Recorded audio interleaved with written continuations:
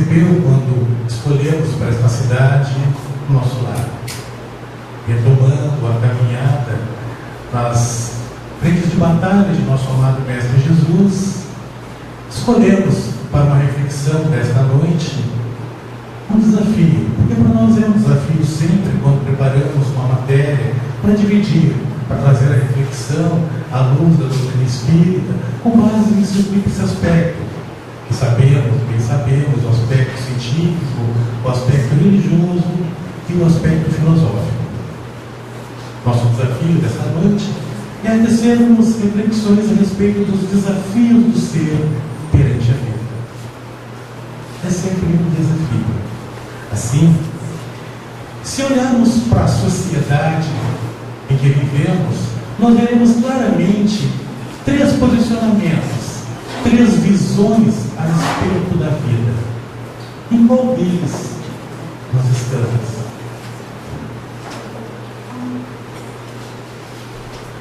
Vemos claramente um primeiro grupo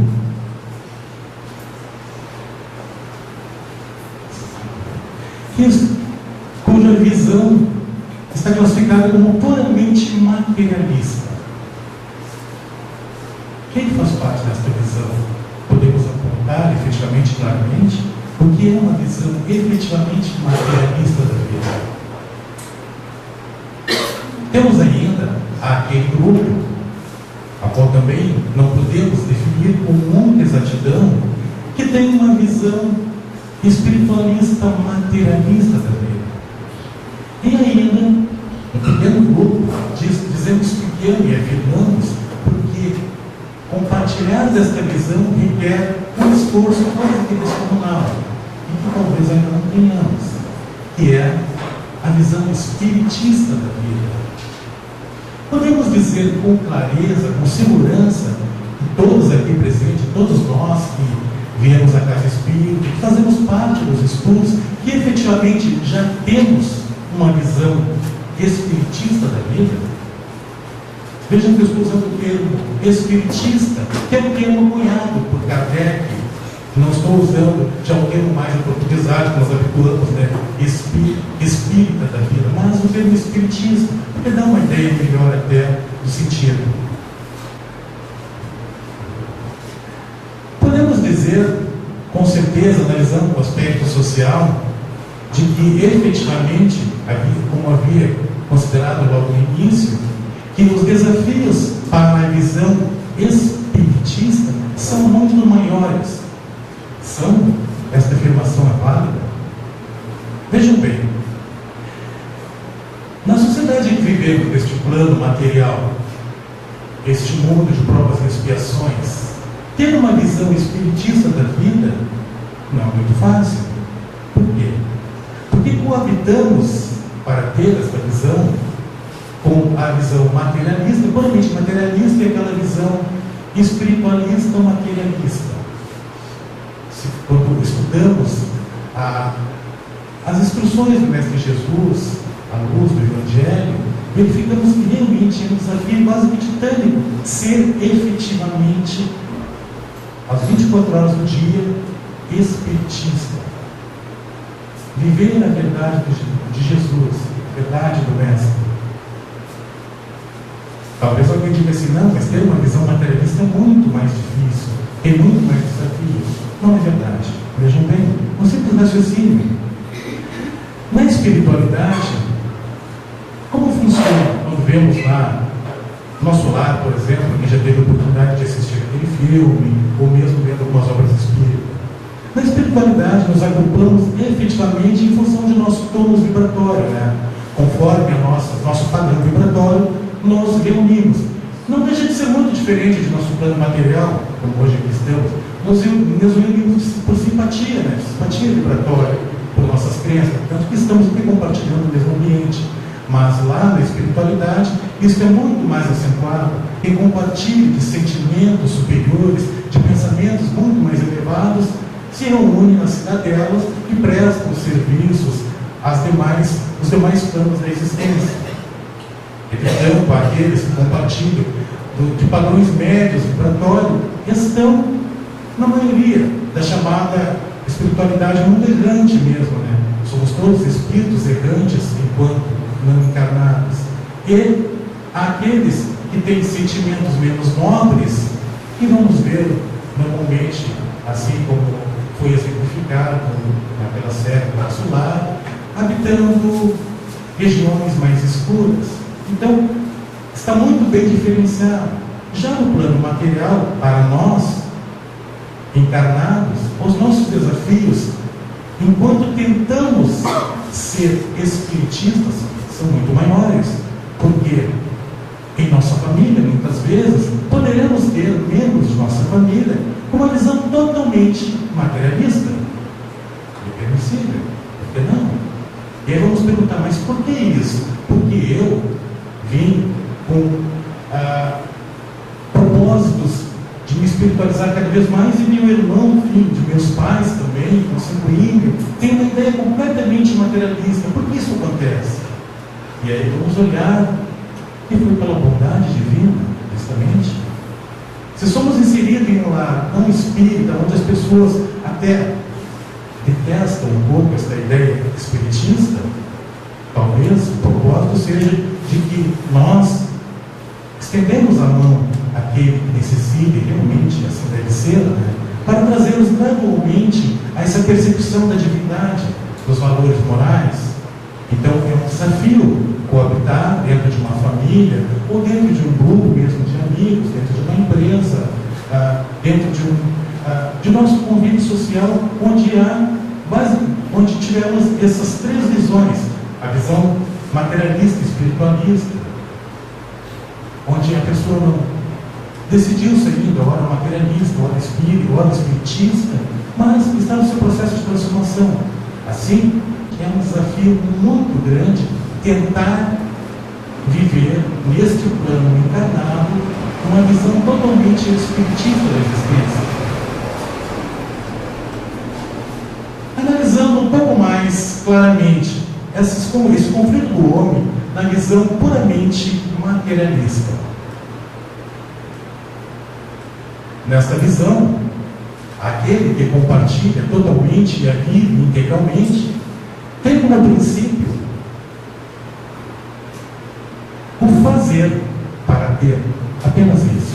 E ignora completamente esta relação com a divindade. Alguns chegam ao cúmulo de dizer: Deus não existe, porque se existisse, não deixaria tanto sofrimento no mundo. Assim, que me importa eu? Vou apenas viver a materialidade. O que eu consigo é nada mais do que o efeito de meu trabalho, de meu esforço. Se conseguir enriquecer, se conseguir posses, tudo foi graças ao meu trabalho. Não há a percepção de que muitas vezes viemos a esse mundo, e como se, na verdade isso é uma realidade, quando viemos a esse mundo somos agraciados pela fortuna material. Isto é uma prova, como sabemos, mas há propósitos. Este bem deve ser muito bem direcionado em auxílio daqueles que mais necessitam. Então, nessa visão puramente materialista, não há esta percepção. Os desafios certamente existem e são grandes dentro da visão puramente materialista. Almejar um cargo público para conseguir algo. Este algo não é algo comunitário, mas muitas vezes esse algo que vai me oferecer um rendimento muito maior, uma posição de destaque muito maior. Nesta visão, nós temos o chamado ter humano. Observe que ter humano é muito diferente de ser humano. Essa denominação ter humano foi criada por Abílio Silveira, grande psicoterapeuta, psicólogo, expositor da doutrina espírita, né? E em fazendo suas análises desses comportamentos sociais, cunhou isso que é o ter humano, aquele que se preocupa em crescer apenas para ter. Nada me interessa o que o outro necessite. O que importa é que ele tenha cada vez mais. Já dentro da visão espiritualista, materialista, ou materialista espiritualista, continua havendo um fazer para ter. Isso faz parte. eu faço para ter, eu trabalho para ter condições sociais, para ter uma casa boa, para ter um carro. Almeja-se esse valor material, afinal, é um direito de todos nós, de conforto. Mas, o que caracteriza ele como uma visão materialista e espiritualista é que ele não ignora a presença da divindade. Ela está presente, porém, normalmente está presente quando? Quando o sapato aperta, né? E aí, nós desejamos algo, não conseguimos aquele algo, e na nossa ânsia, em nosso desespero, nós recorremos à divindade, a este ser interior. Aí nós lembramos que somos filhos de Deus e vamos dizer em nossas preces: ah, meu Deus, você esqueceu de mim, me auxilie. O nosso princípio maior, o nosso propósito, a minha verdade, é a obtenção daquilo que desejamos. Provavelmente um valor material ou uma relação que tem mais a ver com o nosso ser egóico, o nosso ego. Não é uma necessidade espiritual, um conforto espiritual, mas sim uma satisfação do ser egóico, deste ser ego, deste eu. Já na visão puramente espiritista, é bem interessante. Não há essa dissociação entre ser, fazer e ter. Nessa visão puramente espiritista, que é o que almejamos e ainda não temos, porque se tivéssemos, efetivamente a nossa postura diante da vida seria muito mais amena. Nós já estaríamos vivendo em um plano de completa elevação nesta terra, não mais um plano de provas e expiação, mas já num mundo de regeneração. Vejam bem que não há uma transição do fazer para o ser ou do fazer para o ter ou vice-versa. O fazer, o ter e o ser se interpõem. Todos eles são motivados pelo Cristo interior. Há uma consciência de que eu sou Cristo, eu sou o reflexo da divindade, eu sou o amor. Quando tenho esta consciência, todos os meus atos, o meu fazer, o meu ser e o meu ter são motivados por esse amor. Lembram das palavras de Paulo de Tarso, em Gálatas 2:20, quando ele diz: eu vivo, mas já não sou eu quem vive, é o Cristo que vive em mim. Percebam a profundidade deste pequeno texto. Já não sou eu quem vive em mim, é o Cristo. É um padrão de consciência que nós ainda vamos atingir. Se todos fôssemos hoje movidos por essa percepção, viveríamos num mundo paradisíaco quase. Tudo aquilo que faríamos seria movido pelo amor. Não desejaríamos mais do que o necessário e fazeríamos efetivamente tudo, mas tudo que estivesse ao nosso alcance, não pensando em apenas nós, mas sempre pensando no próximo. Lembra? Ama o próximo como a ti mesmo. É uma síntese de todas as verdades. Dentro desta postura, nós podemos dizer com certeza, dentro dessa postura puramente mística, puramente espiritista, que dentro da chamada lei de causa e efeito, que tanto estudamos da doutrina espírita, este ser místico, ele vai sempre ser a nossa força motivadora para o ter. E esse ter não significa um ter material, mas um ter necessário para o cumprimento das necessidades mais básicas, mais essenciais, e ter paz, ter felicidade, ter amor, ter harmonia. Então, a maioria deste ter são valores não materiais. E teríamos como o fazer a ferramenta, as nossas ações, né? A conduta. A nossa ferramenta, efetivamente, para o ter seria a nossa postura ética, postura moral, que é bem diferente de nossas posturas cotidianamente, que nos motivam, que nos são ferramentas para conseguir construir alguma coisa. Como dissemos, boa parte do ferramental que usamos estão conectadas ao nosso ego, ao nosso desejo de conquista, herança bárbara de nosso processo evolutivo. Não é algo que devemos odiar, porque é nossa herança. Nós somos seres que evoluímos de condições muito primárias, muito bárbaras. Então, temos que entender que este é o nosso ideal. O ideal da conduta elevada para o ter. Quando lemos um pouco mais, aprofundando nossos estudos, a nossa reflexão, nós vamos ver que nessa estrutura de desafio, há sempre a dor. Conforme o meu posicionamento, já dissemos aqui, um posicionamento puramente materialista, uma visão espiritualista materialista, ou uma visão puramente espiritista, que é bem mais difícil, mas enquanto encarnado, sempre estaremos sujeitos à dor, a algum nível de dor.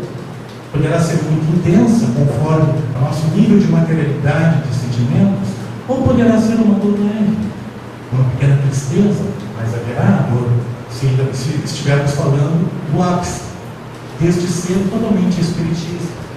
Há 25 séculos atrás, um grande espírito de escola, a serviço do Cristo, esteve entre nós, em terras orientais, porque aquela mostrava-se mais favorável, mais aprazível a receber algumas verdades que depois o Cristo, 5 séculos depois, veio a confirmar já em outra região, para outros povos, mas para almas que provavelmente já estiveram também, haviam estado 5 séculos antes, naquelas regiões onde o primeiro esteve, o Buda. E o grande Buda, Siddhartha Gautama, como era conhecido, príncipe Siddhartha, porque Buda é o termo em Pali, que significa o iluminado, aquele que, através da reflexão, conseguiu compreender os sofrimentos e as causas do sofrimento, e por isso atingiu a clareza, atingiu a libertação dos condicionamentos materiais. E Buda, em suas reflexões, percebeu que foi chamada das 4 nobres verdades. E a primeira nobre verdade, talvez alguém diga assim, mas isso é óbvio. É óbvio, mas foi preciso um Buda para ter dito. Assim como foi preciso um Einstein, em nossos tempos modernos, para dizer, falando um pouquinho de física, aqui sem entrar em muitos detalhes, de que existe uma relação entre massa e energia. Hoje qualquer estudante de segundo grau, de nível secundário, sabe isso. Porque nós aprendemos, nós viemos de gerações que já aprendemos desde pequeno, mas é preciso mais para dizer uma verdade óbvia. Assim, Siddhartha Gautama falou que existe o sofrimento, não é uma ilusão nossa. Quando estamos tristes e sofremos, e alguém nos diz assim, isso é imaginação tua. Não, isso é realidade. Porque quem sente a dor sabe que ela é verdadeira. E se ela é verdadeira, disse o Buda em suas percepções, que tem uma causa. Nós estudamos na doutrina espírita que não há efeito sem causa. Se há uma causa, então há um efeito.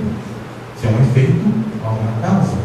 Uma causa inteligente determina um efeito inteligente. Uma causa não inteligente determina um efeito não inteligente. São verdades que hoje nós estudamos a doutrina espírita. Mas isso é coisa de criança? Não é coisa de criança. Muitas pessoas não conseguem perceber mesmo em nossa época agora, muitos adultos, não apenas crianças.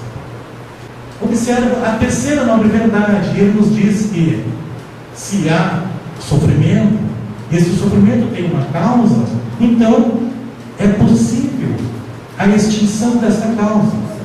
Causa e efeito. Se eu trabalhar focado, eu consigo descobrir as causas, consigo extinguir a dor.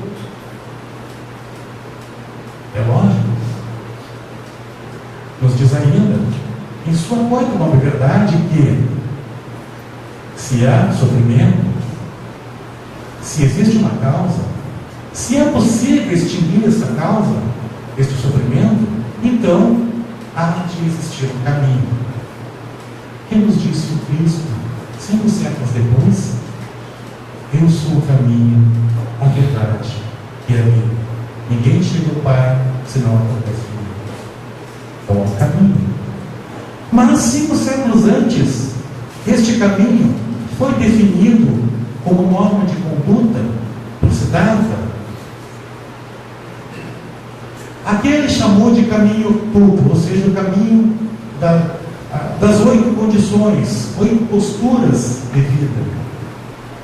Veja que estamos falando ainda 5 séculos antes de Cristo. E era necessário mostrar um caminho que depois o Cristo não veio contradizer nada, ao contrário, veio reafirmar de uma forma muito mais abrangente, muito mais bela, muito mais elevada. Nos disse Buda, 5 séculos antes, que este caminho passava pela palavra correta. Vamos usar este tom divino do falar de forma correta, pela ação correta e pelo meio de vida correta. Ou seja, aqui nós definimos o ser moral. Eu sou um ser moral quando eu uso adequadamente este bem do falar, este bem do proceder e este bem de levar o meio de vida.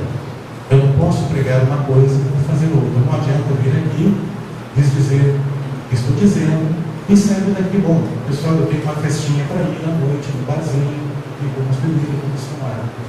Então, quer dizer, são escolhas de cada um, mas estaria contradizendo os princípios que aqui estou falando. São 3 normativas para este caminho. Outras 3. O esforço correto. Eu tenho que empenhar minha vontade para conseguir realizar alguma coisa. Sem vontade, focado, não existe. Nada consigo. A plena atenção correta. Eu preciso saber, eu preciso definir uma trajetória e andar nessa trajetória com atenção. E a concentração correta, estar focado no meu trabalho.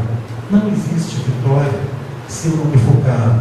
E nossos desafios sejam quaisquer que forem perante a vida, nós temos que ter postura e conduta. E nós temos que nos centrar, nos concentrar, andar numa diretriz. Não adianta eu querer fazer caminhos sinuosos, eu nunca vou chegar ao que eu quero, ao objetivo que quero. E esta devida concentração. E as duas mais é a correta compreensão e o correto pensamento. A correta compreensão. Se alguém me disser alguma coisa, se ler alguma coisa, se pegar uma obra para ler espírita, que eu busque, analise até compreender sua essência. Quando efetivamente compreender, eu terei dominado o conhecimento. E poderei então falar com propriedade sobre aquilo que li, sem os famosos achismos, que muitas vezes mal interpretamos algo que lemos, algo que ouvimos, e já comecemos a usar, e aqui um termo muito pouco entendido pela maioria das pessoas, pré-conceitos. Ou seja, é um conceito antes de um conceito advindo de uma compreensão. Eu defino pré-conceito em cima de algo que pouco entendi e saio falando sobre este algo. E isso me define a sabedoria. Sábio é aquele que compreende e que orienta corretamente seus pensamentos. Lembra? Pensamento é vida. Nós construímos o universo, reconstruímos a vida, reconstruímos o futuro a cada instante com o nosso fluxo de pensamentos, a nossa linha de pensamentos.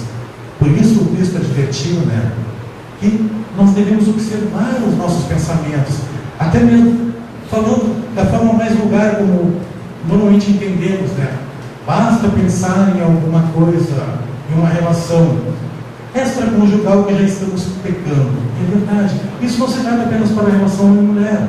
Enfim, qualquer pensamento que eu tenha, que saia fora de uma trajetória elevada, que entre em distonia, que violente o espaço do outro, eu já estou pecando.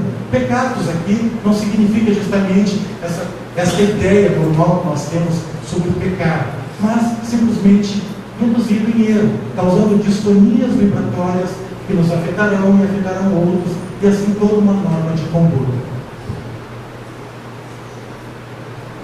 Vejamos agora, vamos saltar 5 séculos para frente e olhar o que nos diz o Cristo, e nós vamos ver lá no Evangelho segundo o Espiritismo, em seu capítulo 17, que nos fala do homem de bem.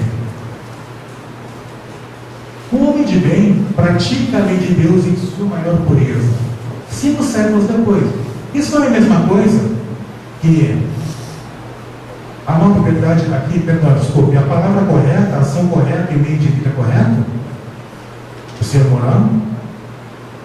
Então, a pratica a lei de Deus em sua maior pureza, é um ser moral. Ele observa detalhadamente as suas ações para manter a pureza de suas ações.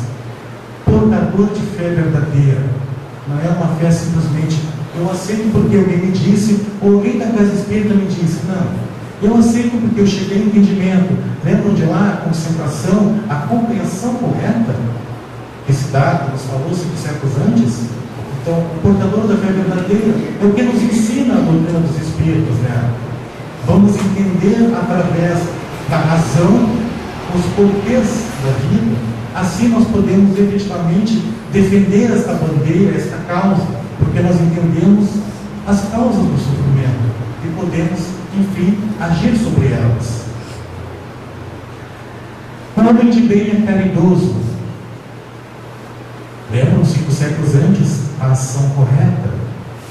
Ser caridoso. E ser caridoso não é apenas ser dando esmolas, né? O sentido da caridade é muito mais amplo do que dar esmola a alguém que necessita. Não esquecemos da questão do auto-amor. Eu necessito ser caridoso para comigo. Não adianta eu dizer, eu dou todos os meus bens, eu mato a fome de quem precisa, mas eu não sou caridoso comigo. Se cometo um erro, eu me pulo. Olha, eu sou humano, eu posso e tenho direito de cometer erros, mas devo superá-los, devo me esforçar para superá-los. Então, eu tenho que ser caridoso, tenho que ser humanitário. Olhar o meu outro com amor. A prática efetiva do amar o próximo. Não importa qual os atos que esse próximo tenha acometido, seja contra ele, seja contra uma nação, ou seja contra mim mesmo. O importante é ser humanitário. O homem de bem é virtuoso. O que é virtuoso? É nada mais do que o reconhecimento das virtudes, dos valores. Somos todos virtuosos e devemos reconhecer isso. Não é ensimismar-se, não é querer ser orgulhoso. É ter consciência do valor, é o alto valor. Conhece a transitoriedade dos bens materiais. O homem de bem tem essa percepção de que tudo que levamos desta vida é a vida que levamos. Essa é uma verdade contestável, meus irmãos. Leiamos as obras espíritas diversas e vamos entendendo. Como falamos no início, nos agrupamos por similaridades vibratórias. E efetivamente nas esferas mais superiores da existência espiritual não estarão aqueles que estavam ligados aos bens materiais, mas aqueles que buscaram trabalhar a sua virtuosidade no sentido do amor ao próximo, no sentido da humanidade. Porque trabalhamos seus valores. Esta é a bagagem que adentraremos na vida espiritual. E se houver um julgamento, como muitos acreditam, seremos julgados.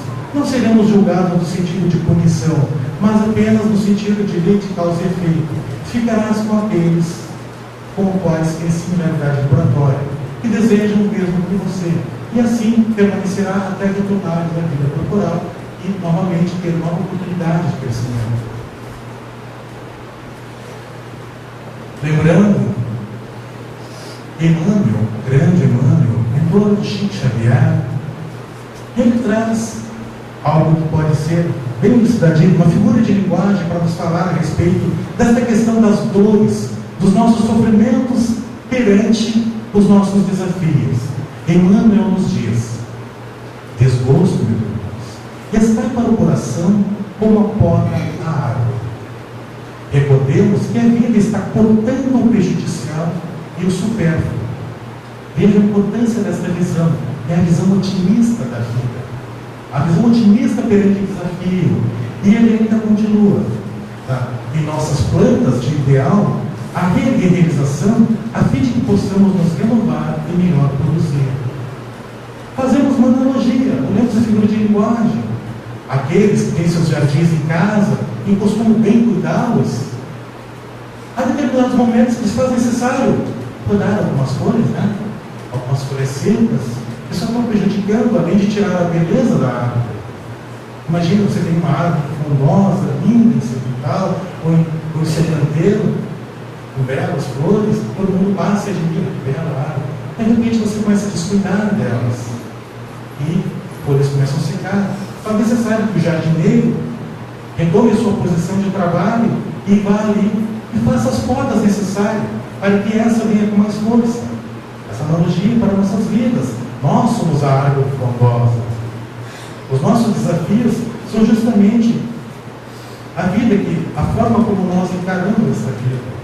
E se nós podarmos adequadamente com aquelas disciplinas lá mencionadas assim, nos 5 séculos antes de Cristo, com a conduta moral, com o reto caminho, com o reto falar, com o reto proceder, e muito melhor edicidade ampliada ainda pelas palavras do Cristo, falando do amor, desse ser amor, desse Cristo interior, efetivamente então nossa planta, esse nosso ser interior, começará a florescer cada vez mais, e cada vez mais serão percebidos muito mais de longe. Uma figura de linguagem muito utilizada pela cultura oriental, que fala justamente sobre o desenvolvimento gradual do ser. É semelhante a uma árvore frondosa sobre uma montanha. Aquele ser que busca esse seu desenvolvimento gradual, seguro, equilibrado, ele consegue ser visto de longe como uma pequena árvore, ainda que pequena, mas no topo de uma montanha florindo. Ela busca a nossa visão. E assim é o ser virtuoso, o ser moral. Este ser aponta o Cristo e nos dizer: siga este caminho. Lembra que eu sou o caminho, a verdade e a vida. Trouxemos aqui, meus irmãos, alguns desafios também. Algumas palavras sobre os desafios. É importante que projetemos bem em nós para entendermos o nosso dia a dia perante aos nossos desafios. Não importa o tamanho do desafio que você já conquistou em sua vida. Não importa que já fizemos o trabalho. Não importa o poder e o respeito que já atingiu. Haverá sempre um novo desafio à sua frente. Alguém pode dizer assim: isso é uma obviedade, né? É óbvio. Sempre haverá um desafio. Então, meus irmãos, não importa o que já conquistemos, não importa se já subimos no pódio da vitória algumas vezes. Para a espiritualidade superior, nós não somos vistos pelo que nós já conquistamos. Nós somos avaliados pelo nosso trabalho constante. Esse trabalho, como eu disse, é constante. A cada dia, a cada minuto, a cada segundo, a cada palavra, a cada pensamento. E por fim, a cada ato. É importante lembrar que, na verdade, quanto mais alto você sobe, maiores ficarão os desafios. Lembra daquela conduta, aquela visão puramente espiritista? Quanto mais nos modelarmos em nossa conduta, maiores serão os desafios. Isso é uma verdade. O futuro começa a explicar cada vez mais. Nós começamos gradualmente a querer buscar grupos mais seletos. Entretanto, isso é um erro. Nós não viemos aqui para nos agruparmos com pessoas que somente pensam como nós. Nós temos que encarar assim o desafio. E assim como os 12 apóstolos fizeram, após o advento do Cristo, saíram para as várias regiões do mundo para pregar o Evangelho. Essa é a nossa tarefa. E não de ficarmos apenas entre as paredes do centro espírita, estudando, e estudando, e estudando. Mas eu não estou preparado. Nunca estaremos preparados, meus irmãos. Nunca estaremos preparados.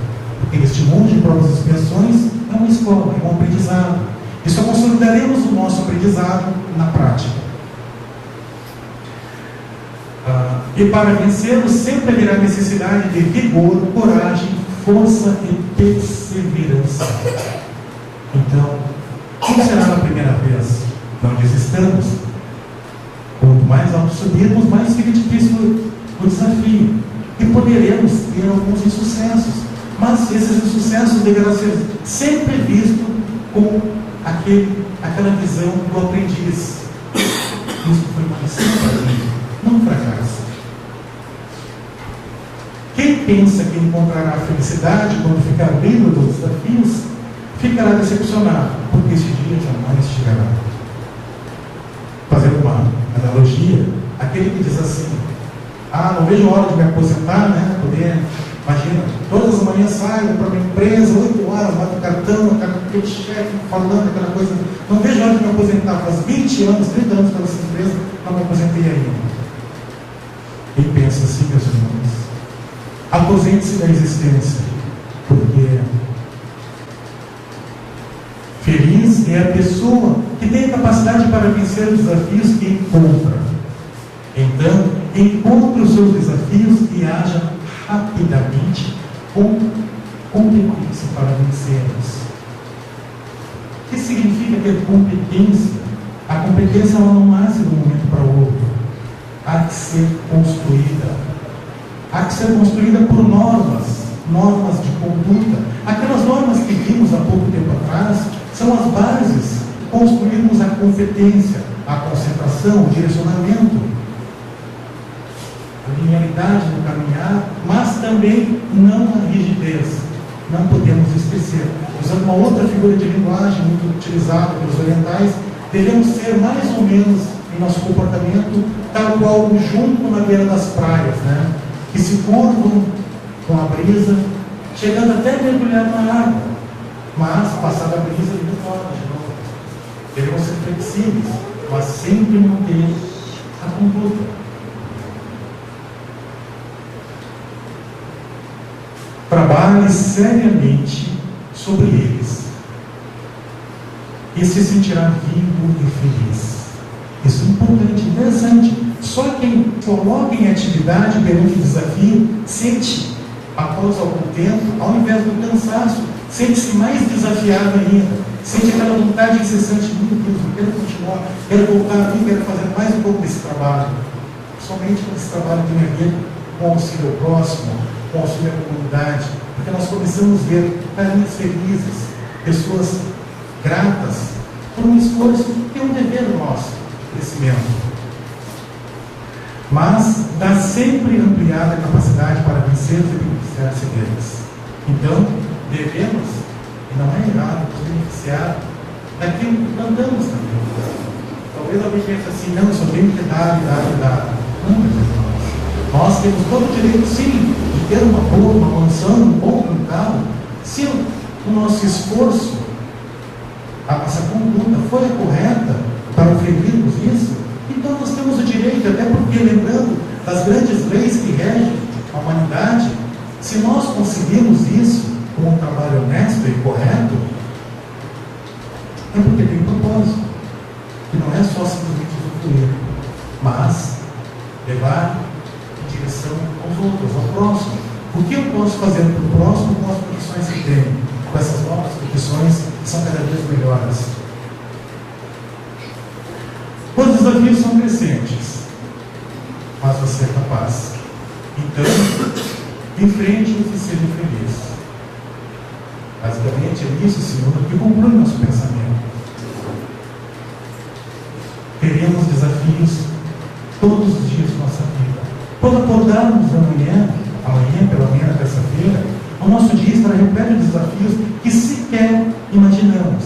Talvez coisas que vamos dizer assim: meu Deus, estou inspirado, eu sequer imaginei. E efetivamente não imaginei. E elas estão vindo, não para nos destruir, não para nos desmoronar, não para nos colocar abaixo, para nos desanimar. Estão vindo para nos enriquecer, para nos polir. Lembre um diamante? Um diamante só adquire aquele donos, aquele brilho, depois de lapidado. Se pegarmos um diamante bruto, é apenas uma pedra. Fazendo analogia, a lapidação. O nosso dia a dia são os nossos desafios. Como vamos encará-los? Podemos fazer a escolha. Queremos encará-los dentro de uma visão totalmente materialista, como dissemos no começo, uma visão materialista, espiritualista, um pouco indeciso, mas recorremos a Deus. Ou podemos tentar exercitar em nós aquela visão espiritista, que não é uma coisa de outro mundo, não está fora da esfera da possibilidade humana. E quando focarmos nesta terceira visão, nesta visão espiritista, vamos ver que andar com Jesus é muito mais suave, muito mais leve. Lembra? Jejum, leve, suave. É um fato. Nossa mensagem de hoje, que o dia de amanhã seja um novo dia de desafio. Esta noite, aquilo que trouxemos aqui, aquilo que ouvimos, seja a nossa matéria de reflexão nas próximas horas, quando deitarmos a cabeça no travesseiro e pensarmos como será o meu dia de amanhã. Ao invés de ficarmos imaginando como será, esquecemos. Apenas nos lembremos que teremos sempre conosco nosso bom amigo Jesus. Mas se porventura acharmos que eles estão tanto distante, afinal, Jesus é Jesus, né? O que vai se importar comigo?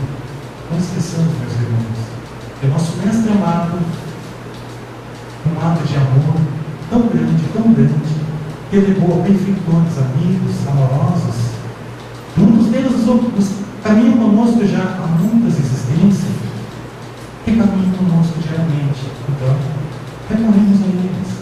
Não tenhamos medo, vergonha, dor de conversar à verdade com um amigo.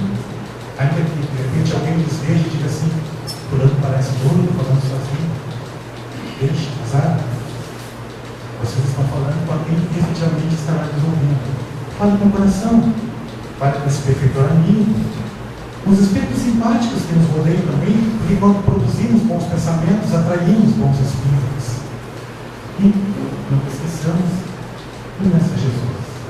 Sim, fica de nós a gratidão pela oportunidade da noite de hoje, e que seja Deus, nosso Filho amor, e o mestre Jesus, com todos, pelas próximas horas do dia, e também ao longo de toda a semana.